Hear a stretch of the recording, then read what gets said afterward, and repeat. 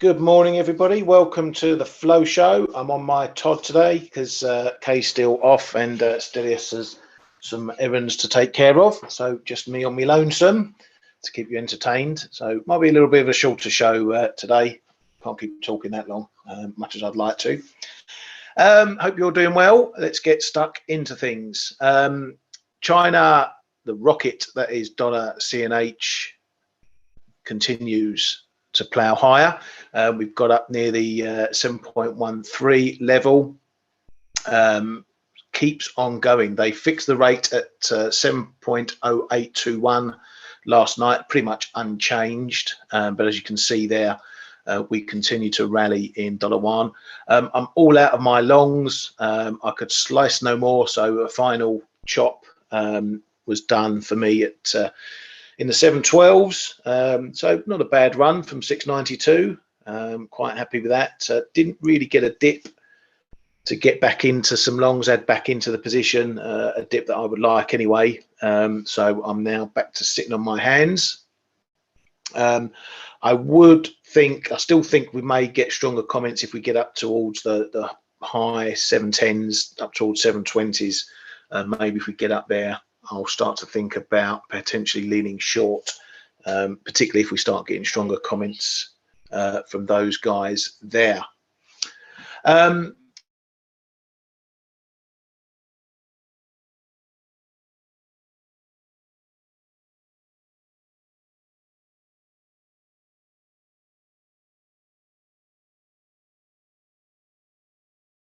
Overnight.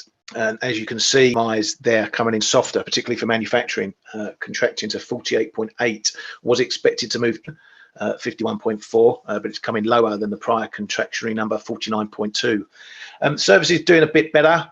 Was expected to pull back, but it's still held up.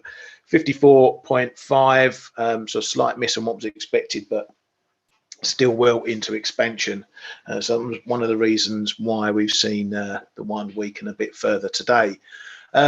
China's National Bureau of Statistics came out saying that the Economic Recovery Foundation is not yet solid. Those comments after that data there. So that could be tipping them towards perhaps another RRR cut. That seems to be their favoured tool at the moment, as opposed to some of the shorter term rates. So we'll keep an eye on that one if they do decide to cut rates again. Probably likely see dollar yuan even higher. Coming over to Japan, and a lot of data out everywhere today, really. Industrial production looking a bit worse on the month, down 0.4%. Expectations for the month ahead also coming in lower than last month. Retail sales, particularly large retailers, falling 1.2% month on month, was expected to come in flat. Year on year for April coming in at 5% versus 5.8 expected, so softer numbers there. So data coming out of Japan, not entirely looking too hot, but it's been a bit up and down, more up than down in the main. So that remains the theme there. As you can see there, a bit more data. Construction orders, healthy 16.2%. Consumer confidence, household confidence, also coming in better than last month, though missing expectations, but a little bit softer in housing starts.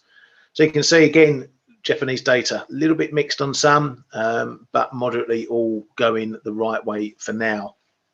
Inflation is a big feature today.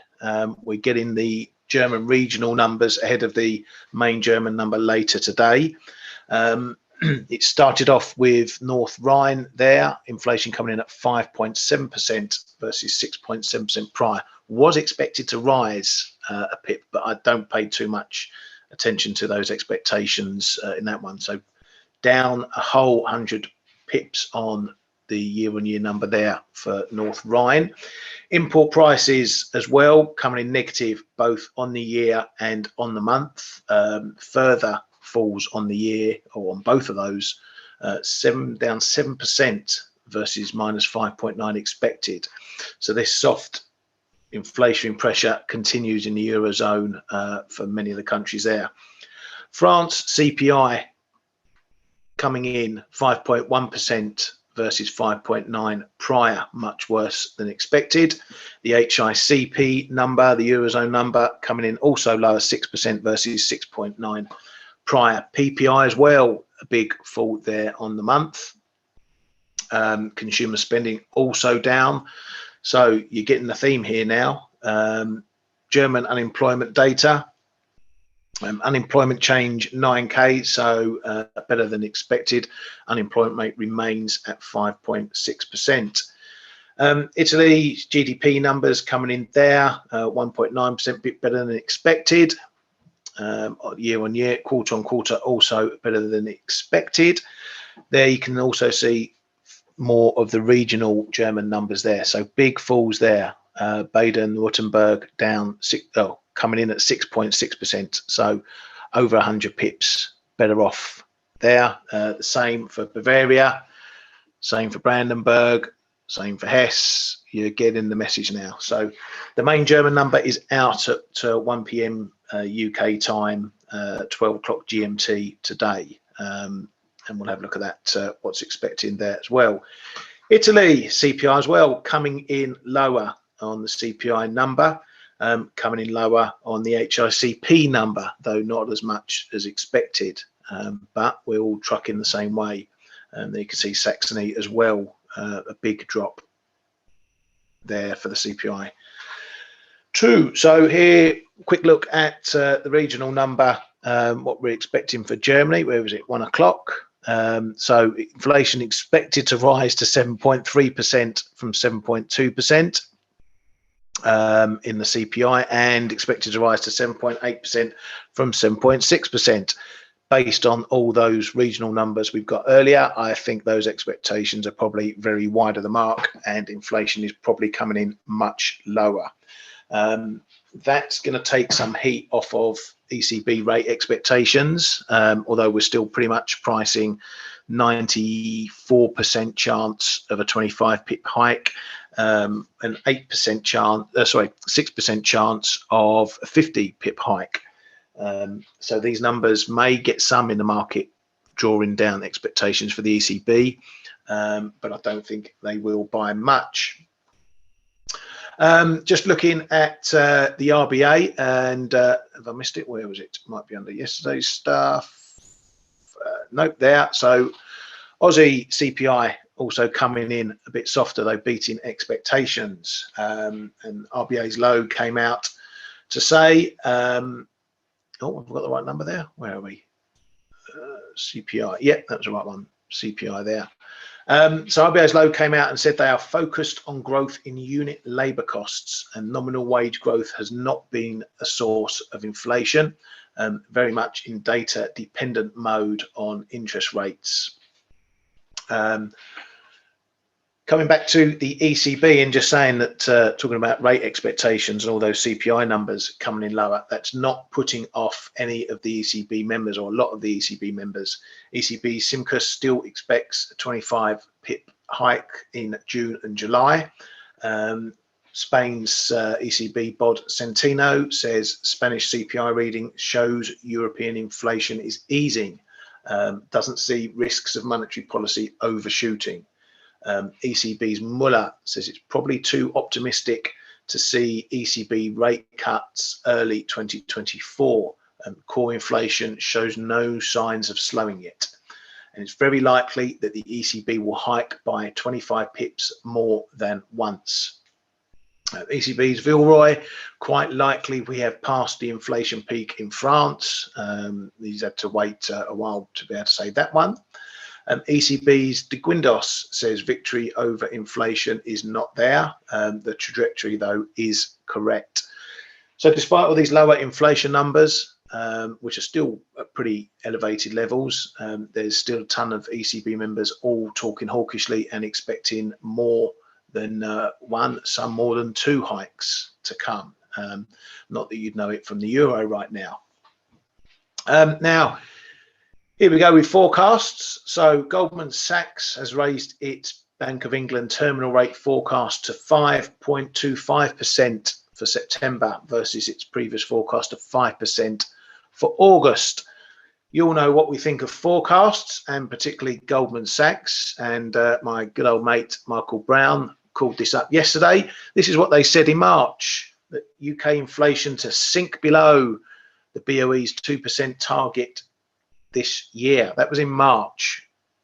Would they say yesterday? Inflation to top the Bank of England target till at least 2026. So in the space of 2 months, they've gone from it's going below target to being above target for another 3 years. So that's what we think of forecasts there. Not worth the paper they're written on. So anyone who trades bank forecasts, good luck to you, unless you go any other way, of course. Just looking over to the US data that we got yesterday, some housing prices out from the Case-Shiller and the FHFA. Nothing really to report there, although prices were a bit lower. It definitely looks like there's some cooling coming into the market. Prices are actually up on the month in the 20 city component, 0.5%, but year on year down 1.1%, not falling as much as expected though. The FHFA house price index coming in softer than last month, though beating expectations and also showing a gain on the month. So just a little bit of cooling. It's been a bit of a trend for this one. The national Case-Shiller HPI data came in at 0.66% versus 2.13% prior. So that's the national number for the US. And I have noticed that has been coming in, getting lower and lower. So perhaps not as fast as a drop in house prices as we might expect, with rates having run up so fast so quickly and continuing, but it could be that we see a decent cooling in the housing market. What would be healthy is just that, a decent cooling rather than a collapse. If we do get any big problems in the housing market, that's likely to feed into the Fed's minds, and they'll think more about pausing rates, and that's likely to get the market thinking more about cuts if there's problems appearing in the housing market. So that's one to keep an eye on for when we're trading the cut expectations, which we will be doing so over the months ahead. We also got the consumer confidence, the main conference board consumer confidence number there, beating expectations by a decent amount, coming in at 102.3 versus 99 expected, though it was a bit of a dip over last month. Now within those components, current conditions fell a tiny bit to 148.6 versus 151.1. Expectations rose, though, in May to 71.5 versus 68.1 previously. And that all-important inflation measure came in, the one-year inflation expectations came in at 6.1%. That was down a pip from last month's 6.2%. So no real cooling of inflation expectations there from the consumer. Fed funds futures now price a 63% chance of a Fed hike in June. The rate probabilities I've looked at this morning are matching that pretty much. We're pricing 64% for 25, and no change is the other side at 36%. So we're not pricing a 50 pip hike at all. It's 25 or unchanged in that one. Fed's Barking said that policy is in restrictive territory. Sees uncertainty around where rates need to go. It's hard to count on rate hikes to do all the work on inflation. Some parts of the US economy appear to be cooling while others remain vibrant. There is more willingness among businesses to try and increase prices, and expects that to continue until demand falls.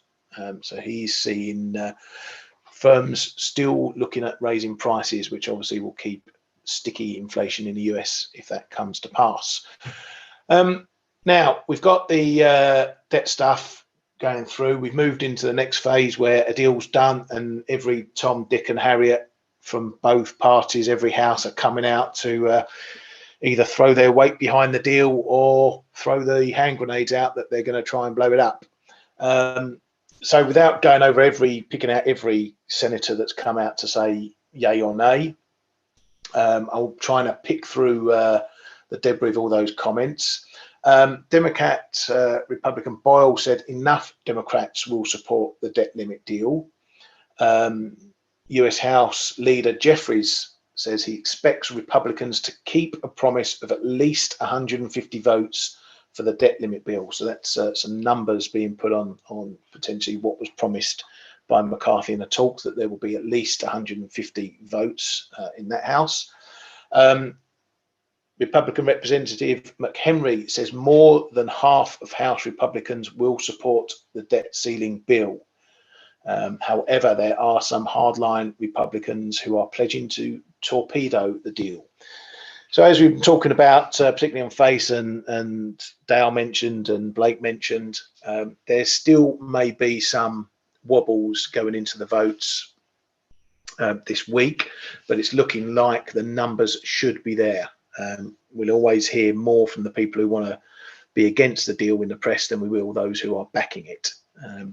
So there's still, I think, a small risk that there's problems with votes.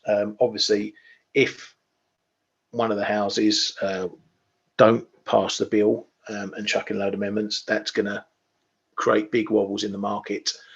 So be prepared for that. And I'll try and look a bit later to get the full details and timings and numbers and everything like that. Maybe we'll discuss that on the Flow Show.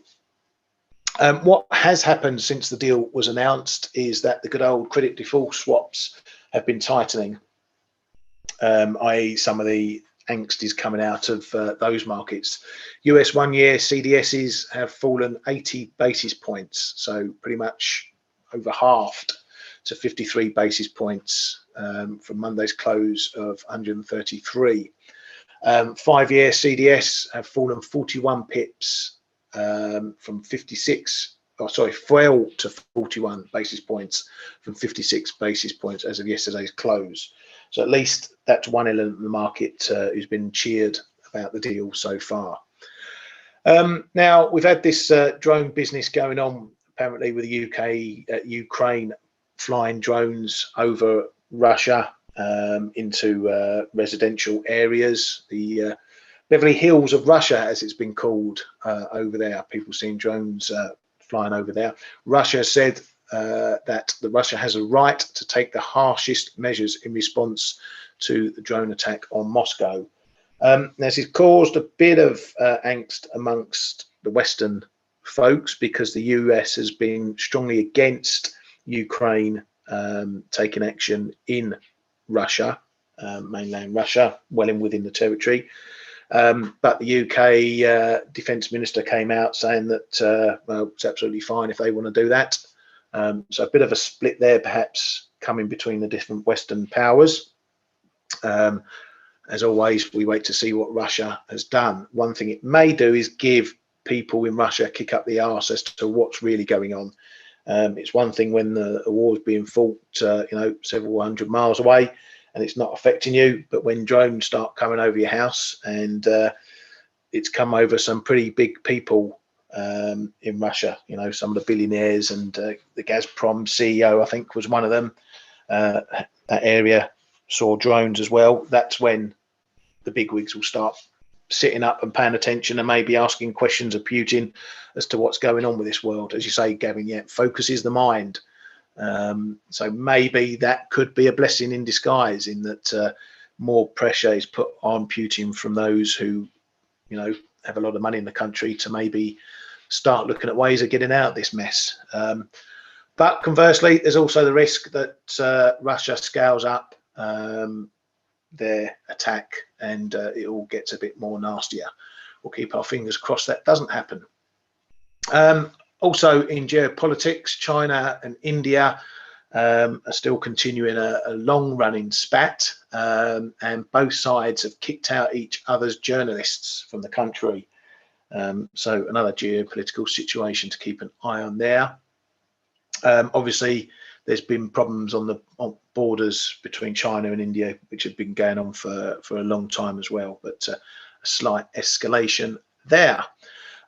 That's all I've got for the headlines. I can't ask anyone else if they've got anything because there's no one else here. So unless you guys and girls have got something you want to throw up in the chat that you feel is important, please feel free. Otherwise, we shall get straight into the prices. So just to give a little bit of an update on some of the trades I was doing. I was in long euro dollar off of the 107 level. Been nicking bits and pieces off in the rallies above, but now we've broken right down. I'm stopped out on the balance of the trade on that one through 70. This break potentially means we could be well on for a test of the 105 area, which is a real humdinger of a level, and I'll just show you that quickly because I didn't show it yesterday. So you can see there the 105 level has been a big level going back donkey's years, and it goes back even further than that. If I can show it on this chart, a bit messy, but let's see if I can put it on that one. There we go. That's a bit clearer for you, even though it doesn't go back as far. There we go. So you can see the 105 has had points that we've hit it, come close to it on a lot of occasions over the years. It really is one of these big old levels that you've got to keep an eye on. You know, it had an effect even when we came down the last time in February 2017, and then 2022 we messed around there, and then obviously coming into 2023 we've messed around there as well. So a big level if we head down there, and this break of 107, which is also a decent level, could be significant in taking us down to that 105 area. Now the resistance is pretty clear at the moment. You know, we broke through this 107.60. That's also been a prior decent level. That's been the main area of resistance. We're now finding resistance under 107, so that's going to keep the pressure on there. As you can see there, we've had the break and now we're holding the break, so that's our next level.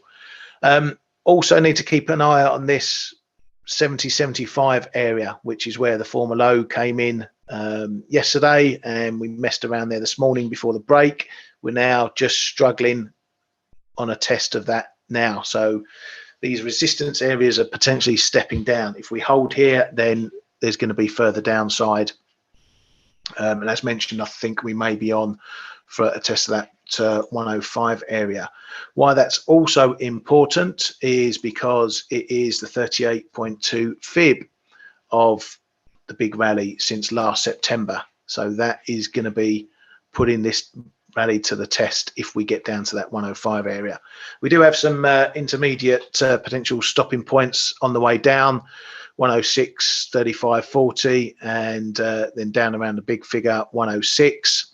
But as you can see, it's not a level I'd trust too much. The price action's been a bit wishy-washy there of late, but moves down towards that 105 have been where all the action is. As you can see, we've had, since the break above it, we've had really only one real test. You can probably call this one here half a test down at 105.15. So you can see all the price action down there. It gets very sticky into that area. That's probably about the only place I'd look potentially for longs again, if we to head down there, and depending on the reason. Dollar yen's been a bit funky, let's call it that. You know, we had this move off of 141 yesterday. Oh, let's go. Where am I going? Let's get into the right one. There we go. So we had the move off of 141 yesterday.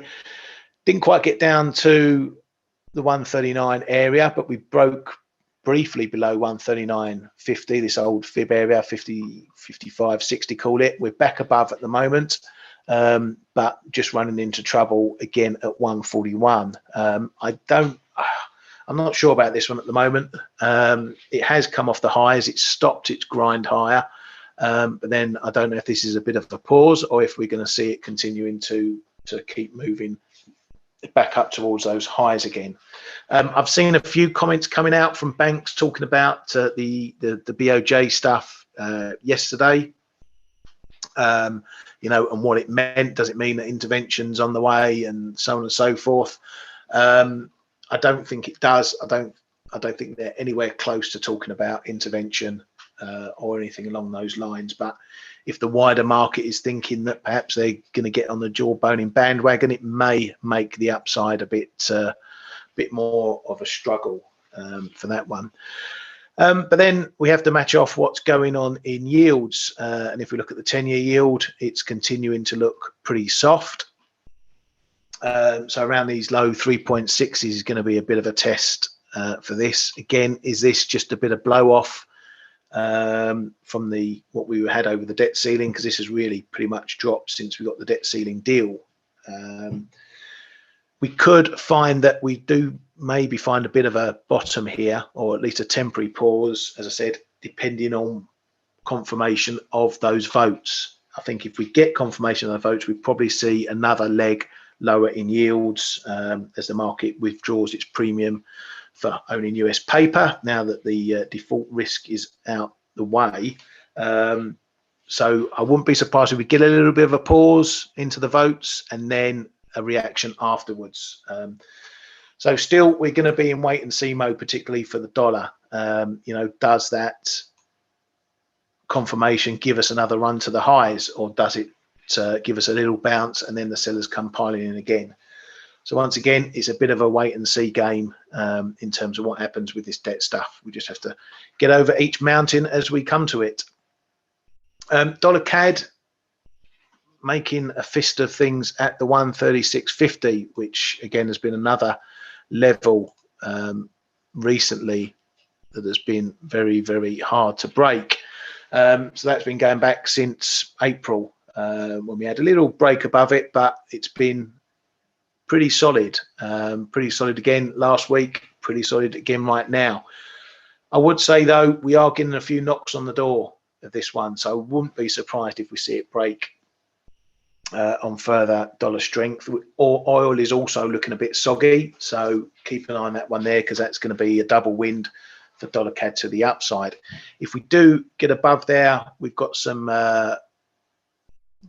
called them minor levels, 137, 137.60, but the big level is going to be 138, which is where we came off and found resistance straight after the move to the trend line. And that trend line is coming in, give or take a few pips, at 138 as well.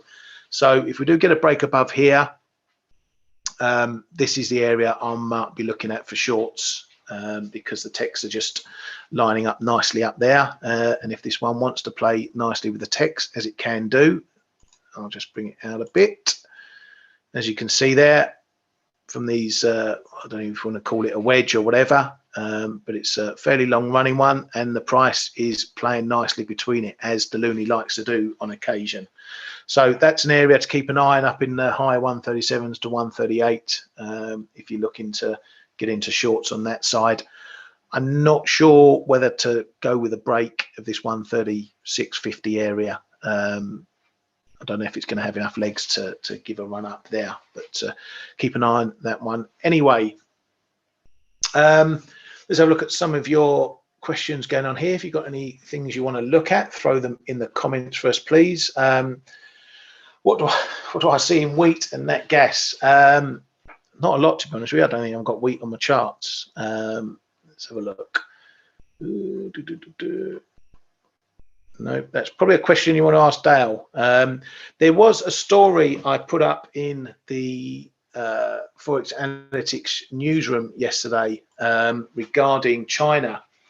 Was it about wheat or was it about corn? I need to go back and have a look. Give me a second. I'll have a quick scroll through. Yes, it was wheat.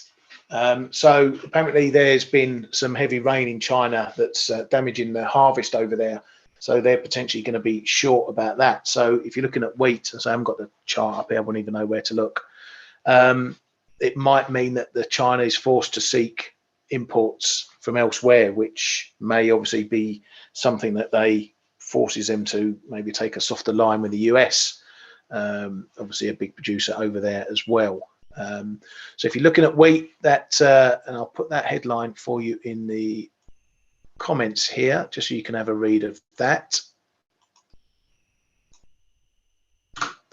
So have a read of that, because obviously if China's on the hunt for wheat, that's going to push the price up for that one. So nat gas, well, obviously we're entering summer season, so no surprise to see prices still remaining low.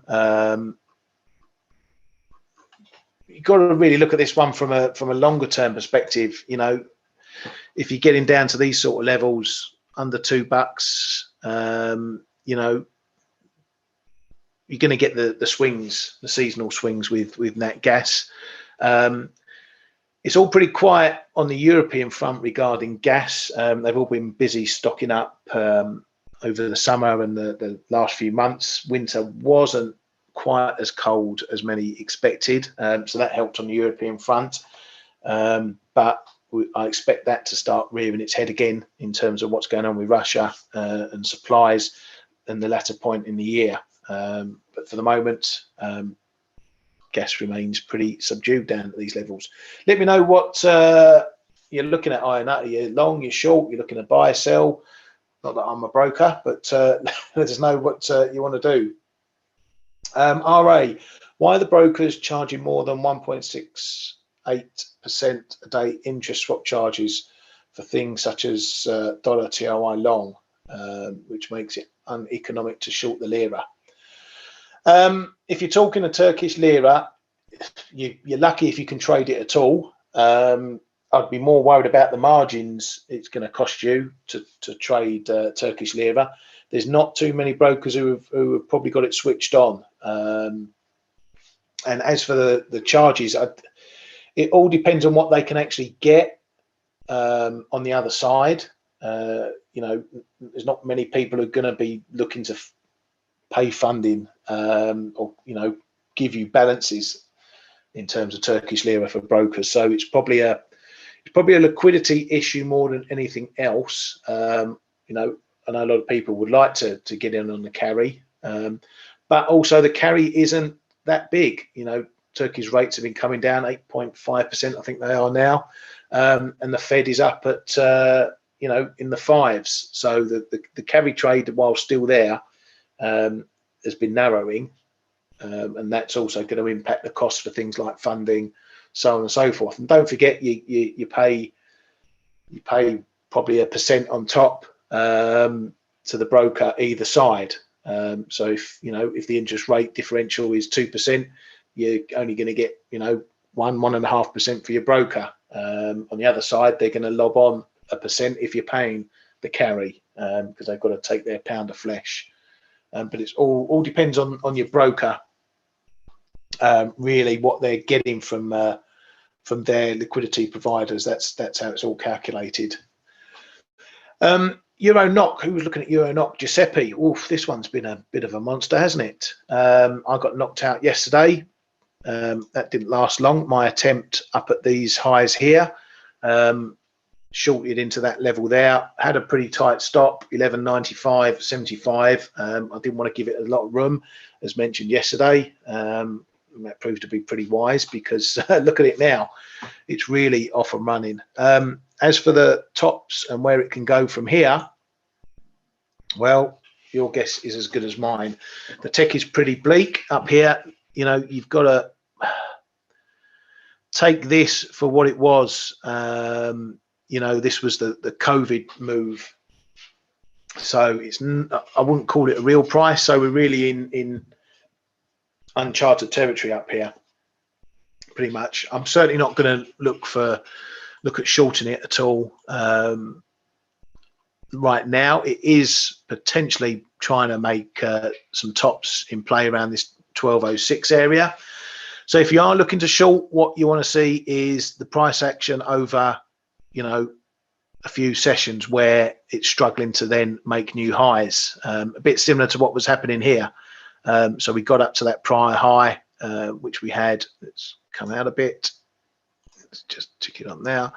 So we had these highs, we tested these highs, we held these highs, we tried a couple of times on these highs. That's what gave me the conviction to try a trade here, but to keep it tight. So if you want to be short in this again, you need to see, you know, a decent consolidation period where we're not going higher. And if that's the case, then perhaps we're heading lower. I haven't seen if the Norges have been out with their FX report yet. That's supposedly to come today. I don't know if I've missed that, but I'll have a little scout around for that.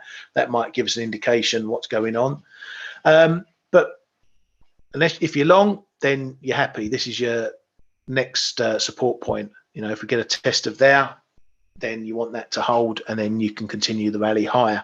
If we break back under there, then perhaps we are marking this as a bit of a fake out, and then we're seeing that something's potentially changed. But as I say, if you're looking to get into shorts, and I know a lot of people are still looking at shorts, you now want to see a period where you're finding decent resistance.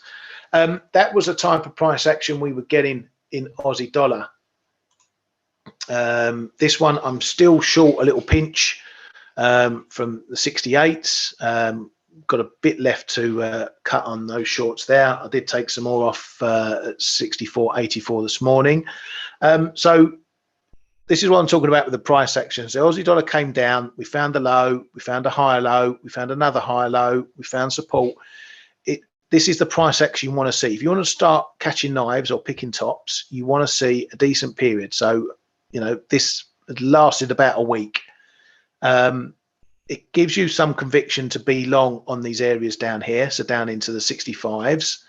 But you need to know what you need to bust for a real move higher. And we couldn't get and hold above this 65, 45, 50 area. So it kept the price in the balance. And what's happened now, we've had the breakdown. Now, if you were longs off here, and I did try a long up at this area and it didn't work. But if you're trying longs off the 65s, you want to be taking profits, you know, taking some off the table on tests up to this area here, in case it's going to fail. And fail it did. That way you can lock in some profits, and you're not risking a lot. You know, you only need to stop under these lows, pretty close, and it's a low risk trade. And if the price action continues in your favor, then the longer it holds support, the greater the chance it's got to bounce. In this case, it's broken, so we're potentially heading lower. This move now could invalidate all that happened here, and it becomes another situation like back here where we found support, but couldn't break higher, and we go down lower again. The same for Euro NOK. You know, you want to see that in reverse. So you want to see highs and then a lower high and continue lower highs, and in a period it gives you the conviction to say, right, fine, I'm going to try shorts in Euro NOK because I've got levels that now I can define my risk against. I know if I break above 1206, 1207, I'm likely wrong. So I don't need to have a stop up at 13 or 1250 or 1220. It only needs to be really tight above these prior highs. So look for further development of these. This is why watching price action is so important. It tells you the clue, it gives you the clues to say, is it worth trying to trade here or not, or should I leave it alone and come back later? Right, just looking around some of the other pairs. Euro sterling remains on the soggy side. We're going to be looking like we're going to be testing down towards the 86 level. Let's get on a better chart. Let's have a look at the old 4 hours. Bingo. So we are finding a bit of resistance now into this zone, 44s, 50s, that sort of area. We are making smaller lower lows, so that keeps the bearish pressure on. So you know where your main resistance points are now for this one. 86.70s is the main one. Look to see if we build further resistance against this level here. If that's the case, then we're going to be testing the low 86s, and of that, 85.70 is potentially the bigger level underneath, and down towards that 50 area. So that'll be a real good area to look at if you've been short for taking profits, and maybe for longs. I don't know if I'm too keen on taking a long down here at those 86, 85, 70 area, mainly because I was long. I was stopped out of my final positions this week, and the Bank of England is looking more hawkish now, and the market's looking more hawkish for the Bank of England. What I would like is perhaps to see the market getting really expectant for the Bank of England and forcing euro sterling maybe down towards these sort of areas, the 85s, 84s areas, because if they go to the extremes, that's when I'll look to try a counter trade on that. But in the meanwhile, I'm a bit neutral on euro sterling at the moment. Let's see what you're up to today, Ali. Every day you've got a trade on. Short gold at 1962, stop at 1971. Let's have a look at gold for you. Weren't you short gold at the beginning? Was it gold you were short beginning of this week? I can't remember now. So you're short at 62, stop at 71. Okay, so you're just playing in this area really.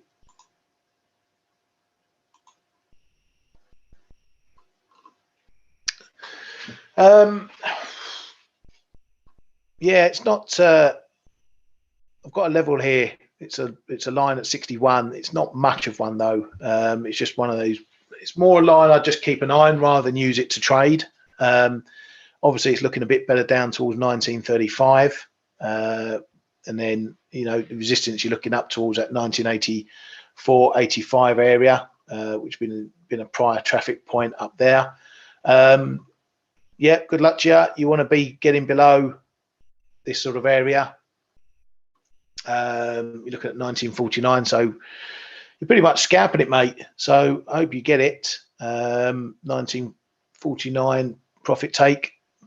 Yeah, you might want to think about 150 as well. At least maybe taking some off if you don't get your 149. But that trade looks all right. I think if you're back above your entry, then you're looking a bit dodgy. But your stop's just above these points here. So yeah, have a good one on that one. I hope you make lots of pips. What's holding gold down? If dollar is strong, again, I don't. Right now, for me, a lot of this market is a bit confusing. I'm finding it tough to get myself in the rhythm of what's driving what. I expected gold to come down on the US debt situation getting resolved. I was looking up at 2075 up in this sort of area to maybe put some on. I missed. Well, I didn't get in there. My idea came afterwards. So when we were around here, I didn't put anything on there. But then it started falling anyway before we got to a resolution. And it hasn't done an awful lot since we've got a resolution. So maybe this was the market getting expectations up that there was going to be a deal happening. I don't know. So here, we can't go lower on the back of a deal for now. And if we get confirmation of a deal, we don't go lower. That's going to suggest maybe we've got a bottom in place. But in terms of the dollar, as I say, I'm a bit confused what's going on. Dollar yen's rising.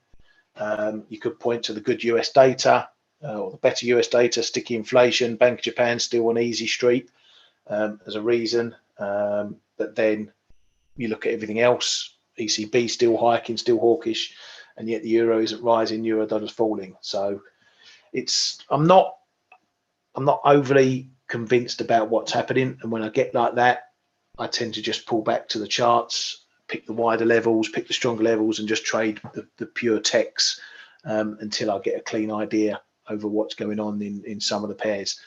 But some of the pairs are pretty clear. Euro NOK, we know the reasons why the NOK keeps weakening. It's because of the central bank. Oil's now falling as well.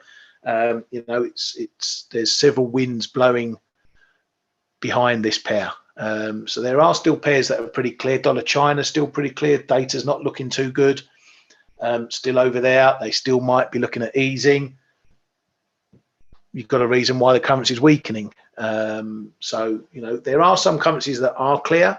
Euro sterlings are clear because of the greater expectations of the Bank of England. But there are some others that aren't overly clear. And those are ones I'll just take a bit more caution on things. What's that, Ali? What time is best to put some gold bid on positions? No, Fed is not going to hike every time. Sky's not the limit. I'm not sure I get you. What do you mean the best time to put on some buy positions? You put on any position when you feel the trade is good. If you're trading off tech levels, whatever, you know, if you want to trade 5 minutes for a central bank, I wouldn't suggest it. So that's not a good time. 5 minutes before the NFP data is not a good time to start putting on trades. So I'm not really sure what you mean by time exactly, but you can let me know. Kiwi CAD. Oh, you've got a bit of both there, haven't you? Let's have a look at that. Kiwi CAD. Don't expect to see any funny colour lines on the chart for this one, mate, apart from moving averages. Yeah, so here you got two forces. So obviously you'd think that CAD would be weaker on the oil front, but it's not. Kiwi's taking all the moves on this one. But this is pretty much the same as the RBA. I think what you're seeing here is just call them the cross currents, if you like. Is this risk off? Is this pure risk off that we're seeing in markets at the moment, with a lot of the Antipodeans falling, Aussie dollar falling, Kiwi falling? You're not seeing the CAD fall on this. So I haven't really got an opinion on this one. You know, I have got a line on there down at 80.48, so I must have looked at it at some point. It's been a prior low going back, as you can just about see there. It's on the text, but you know, Kiwi dollar is doing the same thing as Aussie dollar. You know, you've got to look at it mainly from the Kiwi side. You know, strange from CAD yesterday, because dollar CAD was moving the opposite way, or CAD was moving the opposite way to oil yesterday morning, which was a bit of a stick out. It shows we were trading perhaps the dollar side of things and risk more than we were trading on the oil side of things. So for Kiwi CAD to be going down as much as it is, it shows you the influence is more on the Kiwi side and what's happening there. So that's likely being dragged from what's going on in Kiwi dollar. So it's a bit of a follower rather than a leader at the moment. Right, unless you guys and girls have got anything else in the pipe you want me to look at, let's have a quick look to see what's coming up today. Any big data? We've got JOLTS coming up later. Keep an eye on that one for a bit of a jobs fix. Canada GDP is also out, as well as those German May numbers, and as expected, likely to come in much lower. And actually, I'll just call up the calendar. It looks like expectations have been revised for those German numbers, when and if it comes up. Just on Reuters, I'm seeing the HICP for Germany now expected at 6.8%. Why is that not working? Come on, you bugger. 6.8% versus 7.6% prior. So they have been drawn down, those expectations, following all those regional CPI numbers. So anyway, that's what we've got coming up today. Good luck with your trading as always. Thank you very much for coming to the Flow Show and supporting us here. Do have a great day, and we shall see you all hopefully with some colleagues tomorrow. Have a good one.